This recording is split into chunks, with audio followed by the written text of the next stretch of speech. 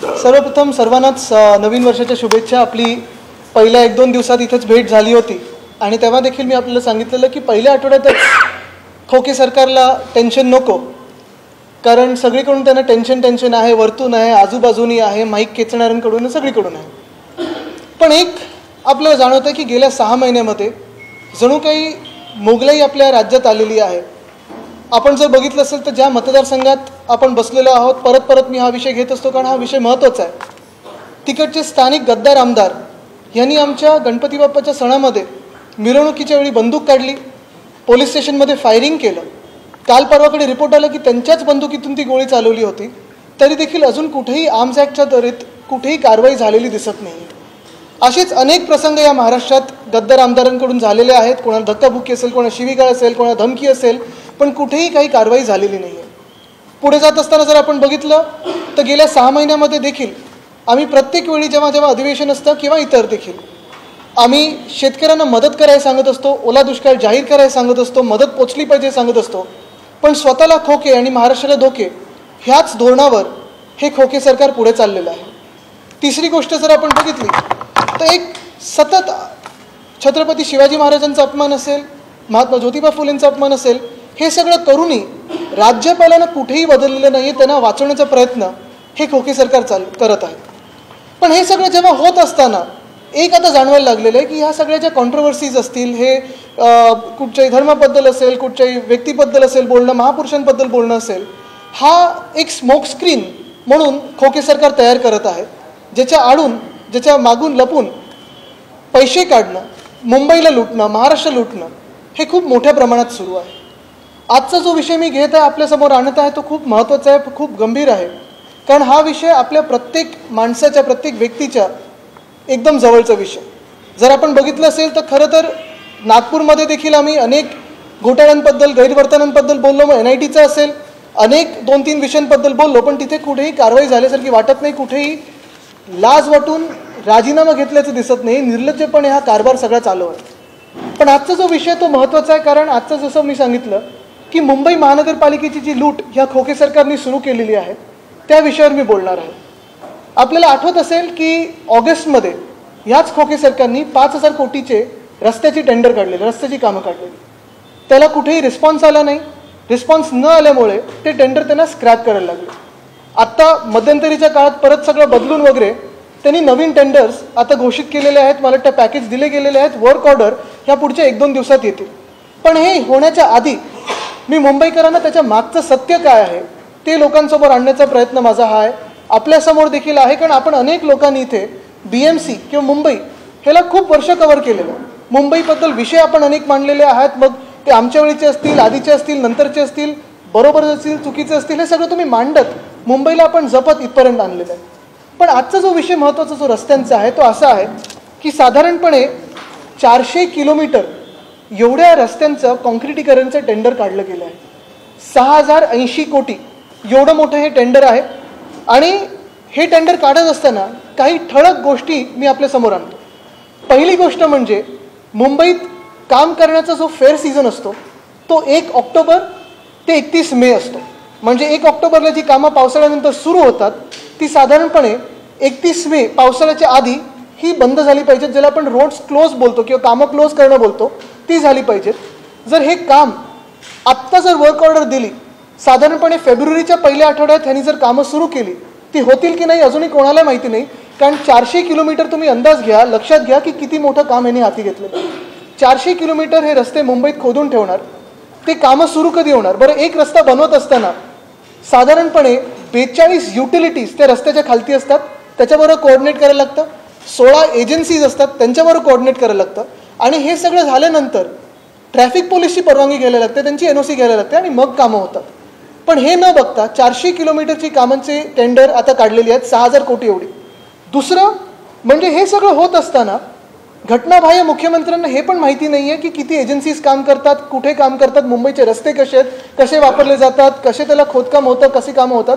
कारण आपल्याला आठवत असेल एखाद महिन्यापूर्वी फिल्म सिटीबद्दल मुख्यमंत्र्यांनी एक टेंडर काढायला सांगितलं, साधारणपणे 225 कोटीचं टेंडर महापालिकेला काढायला सांगितलं, आणि तेव्हा त्यांच्या नजरेत आणून दिलं महापालिकेने की फिल्म सिटी ही महापालिकेच्या अखत्यारीत नाही, ही पूर्ण वेगळी संस्था आहे आणि ते त्यांनी काम करणं गरजेचं आहे. मुंबई किंवा BMCच्या पैशातून होऊ नाही शकत, ती वेगळी संस्था आहे. तरी देखील अजूनही त्या टेंडरचं काय झालं हे आपल्याला माहिती नाही. म्हणजे मुंबईचा किंवा BMCचा पैसा ह्या दुसऱ्या संस्थेला देऊ शकतात का? स्टँडिंग कमिटी नसताना देऊ शकतात का? इम्प्रूव्हमेंट कमिटी नसताना देऊ शकतात का? जनरल बॉडी नसताना देऊ शकतात का? हा पहिला प्रश्न झाला. दुसरा प्रश्न हाच राहतो की हे सगळं जे आहे 400 किलोमीटरचं, ते एकंदर फार्स ह्यासाठी वाटतो, हा घोटाळा ह्यासाठी वाटायला लागलेला आहे. कारण 400 किलोमीटरचे रस्ते 6,000 कोटीचे, ह्याची स्केल बघता हे पॉसिबल शक्यच नाही, पॉसिबल पण नाही. पण ह्याच्यातला घोटाळा कुठे आहे हे तुमच्या लक्षात आणून देतो. जरा माझी प्रेस आपले स्टील फोटोग्राफर्सना विनंती राहील की फ्लॅश बंद करा किंवा प्लीज थोडं मागे बसा. स्कॅम किंवा हे जे गैरवर्तन आहे ते आपण लक्षात घ्या. हे ऐकून घ्या कसं आहे ते. साधारणपणे आत्तापर्यंतची पद्धत अशी राहिलेली किंवा एक प्रथा अशी राहिलेली किंवा एक जी आपण बघतो टेंडर्समध्ये जे काही प्रथा असते की जी काही एस्टिमेट प्राईस असायची मार्च 2022पर्यंत सगळे कॉन्ट्रॅक्टर्स एस्टिमेट प्राईसच्या 20% ॲव्हरेज बिलो बीड करायचे. बिलो बीड करून जे कोणी बीड लोएस्ट यायचे ते बीड जिंकायचे. म्हणजे 100 रुपयाचं काम असेल तर साधारणपणे 80 रुपयात ते काम व्हायचं आणि तेही GST त्याच्यात पकडून.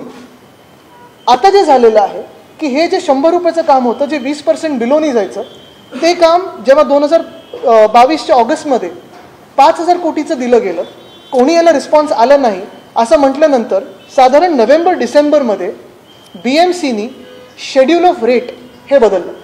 शेड्यूल ऑफ रेट काय असतं तर ह्याच्यात सगळ्या गोष्टी पकडल्या जातात. मग त्याच्यात पेट्रोल डिझेल असेल म्हणजे तुमची वाहतुकीचा खर्च असेल, रेतीचा खर्च असेल, डांबरचा खर्च असेल, खडीचा खर्च असेल, सिमेंटचा असेल, स्टीलचा असेल, सगळं जे काही तुम्हाला व्हेरिएशन किंवा एस्केलेशन किंवा डिएस्केलेशन होऊ शकतं किंवा ज्या किमती बदलू शकतात किंवा वाढलेल्या किमती असतील त्या पकडून BMCनी शेड्यूल ऑफ रेट बदलल्यानंतर जी एस्टिमेट प्राईस होती ती 20%नी वाढली. म्हणजे तुम्ही लक्षात घ्या, जर 100 रुपये किंमत असेल 20%नी वाढली म्हणजे इथेच पहिल्या कॉन्ट्रॅक्टरना फायदा हा झालेला आहे की जे कॉन्ट्रॅक्टर 20% खालती बीड करायचे, 20% बिलो बीड करायचे, त्यांना 20% म्हणजे 100ला आले आणि आता शेड्यूल ऑफ रेट बदलल्यानंतर अजून 20% मिळाले. म्हणजे इथे 40%चं गेन ह्या कॉन्ट्रॅक्टर्सना झालेलं आहे. 40%चं गेन. ह्याच्यात पुढे जाताना आश्चर्याची गोष्ट ही किंवा धक्कादायक गोष्ट ही आहे की इतिहासात पहिल्यांदा कदाचित असेल GST जे बिलकुल व्हेरिएबल नाही आहे, GST बदलायला मार्केटनी नाही होत, GST काउन्सिल बसायला लागतं केंद्र सरकारच्या खालती जे असतं त्यांच्यात सगळे फायनान्स मिनिस्टर्स बसतात आणि ते ठरवतात. 18% ह्या 48 म्हणजे हे 40%च्या वेगळं त्यांनी मोजलेलं. म्हणजे तुम्ही विचार करा, पहिला गेन त्यांना -20वरनं 100 म्हणजे तो 80वरनं 100, 100वरनं 120, इथे 40%चा गेन झालेला आहे. त्याही पुढे जाऊन GST हा वेगळा मोजलेला आहे जो आत्तापर्यंत त्याच्यात पकडला जायचा. म्हणजे -20च्या बीडमध्ये जो GST पकडला जायचा तो पहिल्यांदा वेगळा मोजलेला आहे. बरं, हे जे बीड सगळे झालेत ह्याच्यात lowest bidder on an average जर आपण बघितलं तो हे जे 40%चं गेन ज्या कॉन्ट्रॅक्टर्सनं झालेलं आहे त्याच्याही अबव जाऊन साधारणपणे 8% सरासरीने हे बीड्स त्यांनी आता जिंकलेले आहेत. म्हणजे तुम्ही विचार करा, प्रत्येक कॉन्ट्रॅक्टरला सरासरी 48%चा ह्याच्यात फायदा आपण बोलू शकतो हा झालेला आहे. पहिली गोष्ट ही आहे, जर आपण rate of schedule of rate बघितलं तर मुंबईचं सगळंच जे काय असतं म्हणजे कुठचंही टेंडरचं काम असतं ते इतर शहरांपेक्षा इतर जिल्ह्यांपेक्षा थोडं एनिवे वरती असतं, इतर अनेक राज्यांपेक्षा जास्ती असतं कारण इकडच्या किमती वेगळ्या आहेत. पण हे जरी पकडलं मग हे जे काही अबववर कॉन्ट्रॅक्ट आलेले आहेत, मग 6.6 असतील, 7.43 असतील, 8%वर असेल, 9%वर असेल, हे जे अबव कॉन्ट्रॅक्ट आलेलं आहे ते एस्टिमेट जे रिवाईज केलेलं 40% जिथे वाढवलेलं आहे त्याच्याही वरती कसं मिळालं आहे ना, ही विचार करण्याची गोष्ट नाही आहे का? BMCने ह्याच्यात निगोशिएट का नाही केलं? दुसरी गोष्ट जर आपण ह्याच्यात बघितली तर सुरुवात इथपासूनच होते की जेव्हा कुठचीही बॉडी तिथे नसताना, म्हणजे जनरल बॉडी नाही आहे तिथे, महापौर नाही आहे तिथे, स्टँडिंग कमिटी नाही आहे, इम्प्रूव्हमेंट कमिटी नाही आहे, कुठचीही फायनान्शियल सँक्शन देणारी बॉडी किंवा लोकप्रतिनिधी नसताना प्रशासकाला हा एवढा अधिकार दिला कोणी की शेड्यूल ऑफ रेट बदलणं असेल, 6,000 कोटीची टेंडर कॉल करणं असेल, ही टेंडर अशी अलॉट करणं असेल, ह्याच्यात कुठे गैरवर्तन नाही ना झालं? हा फायदा कॉन्ट्रॅक्टर्सचा होत नाही आहे ना? हे विचार करण्याची गोष्ट आहे. कारण हा सगळा जो पैसा आहे हा मुंबईकरांचा पैसा आहे, मुंबईच्या हक्काचा पैसा आहे. आणि हा जो पैसा आहे हे खोके सरकार लुटायचा प्रयत्न करतंय. कारण जेव्हा ॲडमिनिस्ट्रेटर असतो तेव्हा कदाचित मग हे जे म्युन्सिपल कमिशनर म्हणून महापौरांकडून आदेश घ्यायचे असतील किंवा बॉडीकडून जे आदेश घेतात जनरल बॉडीकडून, आता महापौर नसताना जनरल बॉडी नसताना कोणाकडून आदेश घेत आहेत? CM कडून घेत आहेत की स्पेशल CM कडून घेत आहेत? हे देखील लोकांसमोर येणं गरजेचं आहे. बरं, हे सगळं होत असताना तिसरी गोष्ट म्हणजे जसं मी सांगितलं, पहिली गोष्ट ह्या सगळ्या रस्त्यांची जी कामं काढलेली आहेत, 400 किलोमीटरच्या रस्त्यांची जी कामं काढलेली आहेत, त्याच्यात पहिली गोष्ट म्हणजे कुठेही ट्रॅफिक एनओसी नाही, कुठेही प्लॅनिंग नाही. रस्ते जे आहेत त्याची पण यादी मी तुम्हाला देणार आहे. कारण मुंबईत साधारणपणे अशी पद्धत आहे की जे 30 फुटाच्या विडच्या खालती रस्ते असतील, छोटे रस्ते असतात, आपले छोटे गल्ले असतात, तिथे आपण ॲस्फॉल्ट मॅस्टिक करतो, कधी कधी व्हाईट टॉपिंग करतो. सगळं काही सिमेंट कॉन्क्रीट करत नाही, कारण आपल्या रस्त्याच्या खालती 42 युटिलिटीज आहेत. खोदकाम करायला लागतं, डक्टिंग करायला लागतं, स्टॉर्म वॉटर ड्रेन असतं, वॉटर मेन्स असतात, सिवेज ट्रीटमेंटचे लाईन्स असतात जे आता नवीन आपण बांधतोय. पण हे सगळं होत असताना सगळीकडे एक तर कॉन्क्रीट करायचं, हे कुठून सुचलं? कुठून हा विचार आला? जर मुख्यमंत्र्यांना हेच वाटत असेल की सगळे रस्ते मुंबईतले 2 वर्षात सिमेंट कॉन्क्रीट होऊ शकतात, मग ठाण्यामध्ये जिथे पालकमंत्री होते 7 वर्षासाठी, UD खातं 2.5 वर्षासाठी होतं, MSIDCचं खातं त्यांच्याकडे 7 वर्ष होतं, कल्याण डोंबिवली असेल, ठाणे असेल, नवी मुंबई असेल, इथे चांगले रस्ते अजूनपर्यंत प्रत्येक गलीत का नाही झाले आहेत? खड्डेमुक्त रस्ते झाले आहेत का? नाही झालेत. आणि मुळात प्रश्न हाच येतो की मग प्रत्येक वेळी मुंबईवर राग काढायचा, मुंबईचे पैसे लुटायचे, मुंबईकडून खेचून घ्यायचं, ओरबाडून घ्यायचं. कुठेतरी कर्तव्याला जागून आणि कर्तव्य बघून काम करणं की मुंबईची सेवा करतोय, महाराष्ट्राची सेवा करतोय, ही कुठेही मनात विचार न करता ही स्केल नुसतं वाढवलेली आहे. ब्रीफमध्ये सांगायचं तर 3 वर्षाचे टेंडर आणि 6 वर्षाचं काम हे 1 शॉटमध्ये करतात. आज कदाचित सिमेंट आणि स्टील ह्याची किमती वाढल्या असतील, ते शेड्यूल ऑफ रेटमध्ये वाढवलेलंच आहे. पुढच्या वर्षी जर कमी झाल्या तर डिएस्केलेशन होणार आहे का? व्हेरिएशन होणार आहे का? पैसे कॉन्ट्रॅक्टर परत देणार आहेत का? हा प्रश्न आणि ह्याची चौकशी कोण करणार? दुसरं जसं मी सांगितलं की एस्टिमेटच्या 20% खाली आत्तापर्यंत जे बीड करायचे ते आता 40% हाईक घेऊन एस्टिमेटच्या वरती 20% आणि त्याच्याही पुढे जाऊन 8% जास्ती घेतलेलं आहे. पण सगळ्यात धक्कादायक आणि धोकादायक गोष्ट मुंबईसाठी ही आहे की कुठे ना कुठेतरी कार्टेल होत आहे का, हा एक प्रश्न आपण विचारणं गरजेचं आहे. कारण ह्याच्यात मोडस ऑपरेंडी ही राहिलेली आहे आणि आपण ही बारकाईने लक्षात घ्या. मोडस ऑपरेंडी ही राहिलेली आहे की 5 पॅकेट्स होते कामाचे, 5 पॅकेट ह्याच्यात जर आपलं बघायचं असेल तर पॅकेटचे पण इथे माझ्याकडे माहिती आहे की बघा, हे 5 पॅकेट, एक ईस्टर्न सबअबचं आहे, झोन 5, झोन 6, एक सिटीचं आहे, झोन 1, 2, मग पुढे जाऊन जर आपण बघितलं झोन 3, झोन 4 आणि ह्या सगळ्या गोष्टी, ह्या 5 पॅकेटमध्ये जर आपण बघितलं तर 5 पॅकेट जर कामं बघितली ह्याची तर बरोबर 5 कंपन्यांनी एक पॅकेट जिंकलेलं. 5 कंपन्यांनी एक पॅकेट जिंकले. त्या कंपन्यांची माझ्याकडे नावं पण आहेत, पण ती नावं आत्ता मी डिस्क्लोज नाही करणार, ती जग जाहीर आहेत, पण मला ह्या प्रेस कॉन्फरन्समध्ये घ्यायची नाहीत. कारण ह्या कंपन्यांचा दोष नाही आहे कदाचित. ह्या कंपन्या मोठ्या आहेत, नॅशनल एक्सपिरियन्सवाल्या आहेत, चांगली कामं करत असतील, त्याच्याबद्दल कोणाच्याच मनात शंका नाही. पण हे जे आहे हे ठरवून केलेलं आहे का? जर आपण बघितलं तर ह्या 5 रोडवे ज्या कंपन्या आहेत त्यांना सगळ्यांना नॅशनल एक्सपिरियन्स म्हणून ह्या टेंडरमध्ये क्वालिफाय केलं, 5 कंपन्यांना. बरं, प्रत्येक जो जिंकणारा पॅकेट आहे साधारणपणे 6 ते 8% मध्ये त्यांनी बीड केलं आहे. म्हणजे ओव्हर अँड अबव्ह 120%, जे एस्टिमेटच्या वरती 20% आहे त्याच्यावर साधारणपणे 6 ते 8%च्या वर बीड केलं. तो लोएस्ट बिडर आला, त्याला मिळालेलं. आता दुसरी गोष्ट ज्याच्यात इंटरेस्टिंग आहे, जे 4 कंपन्या दुसरे बीड्स हरलेले आहेत किंवा हे पर्टिक्युलर बीड हरले असतील ते सगळ्यांनी 9 ते 13% मध्ये बीड केले. म्हणजे एक कंपनी ए असेल, तिला एक टेंडर जिंकण्यासाठी 7% त्यांनी बीड केलेलं आहे. ते त्याला बीड मिळालं, ठीक आहे, चला योग्य आहे, कंपनीने जिंकले बीड, जिंका. पण बरोबर तीच कंपनी जर एक पॅकेटमध्ये 7%ला काम करू शकत असेल अबवला, दुसऱ्या ठिकाणी त्याला 13% भरायला लागतात. मग ते पण काम यांनी 7% मध्ये का नाही केलं? हे पण सेम काम आहे, सिमेंट कॉन्क्रीटचं, ते पण सिमेंट कॉन्क्रीटचं आहे. मग नक्की बदललं काय असं की एक कंपनी एकीकडे 7%ला करू शकते पण दुसरीकडे 13%, आणि दुसरी कंपनी जिथे ह्यांनी 13% भरलेत तिथे 6%नी करू शकते पण इथे 12% भरले. हे जे चित्र आहे ना, हे खूप घातक आहे मुंबईसाठी. म्हणजे हे सिस्टमॅटिक मुंबईची लूट चाललेली आहे आणि लूट रोखण्यासाठी पुढची पावलं आम्ही उचलणार आहोतच. पण आज आपल्या माध्यमातून मी जनतेला अपील करत आहे की डोळे उघडून हे खोके सरकार, हे इतर जे आपल्याला भांडणात आणि वादामध्ये व्यस्त ठेवलेले ते थोडं बाजूला ठेवून मला वाटतं ही जी लूटमार चालू आहे महाराष्ट्राची हे बघणं गरजेचं आहे. हे बघा, इथे माझ्याकडे टेबल पण आहे. हे टेबल आहे, मी आपल्या सर्वांना देईन टेबल. ह्या टेबलमध्ये दिलेलं आहे कॉन्ट्रॅक्टर ए पॅकेट 1 मध्ये साधारणपणे 4.5% अबव त्यांनी बीड केलेलं आहे, ते त्यांना पॅकेट मिळालेलं आहे.